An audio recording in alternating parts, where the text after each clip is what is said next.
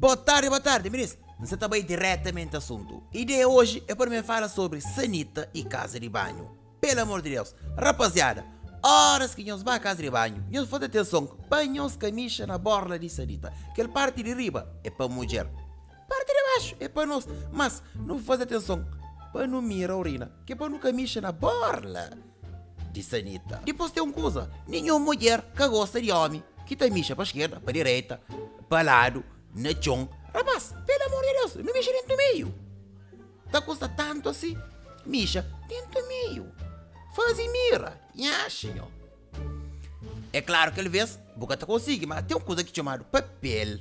Você pega papel, você limpa. Ora, se você limpa, você põe dentro da coisa, puxa água para baixo.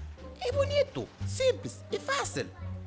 Ah, e outra coisa, se você mixa na chão, é igual, banha papel, você limpo. Ora, se você limpa, você põe papel, você não puxa água para baixo. Mas, esse tipo de coisa não funciona. Não ajuda mulheres também.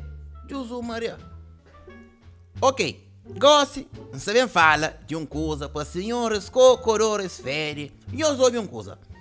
Coco é dentro sanita. Mas, gente, que te importa se você é rico, pobre, magro, gordo, basofo ou cabazofo? Horas que o coco com a coco tem aquele curso ali que é para reia sanita. Mas, por reia sanita, bem reado, o põe lá. É bonito, cabo puxa água. Minha brother, se você for cima da flor ali, você marca ponto com mulher. E onde que vai? Coco, bulimba sanita. Misha, bulimba sanita. Vou poder falar, me que eu falar. Zaz, ai, me chama mais por ouro, guturo.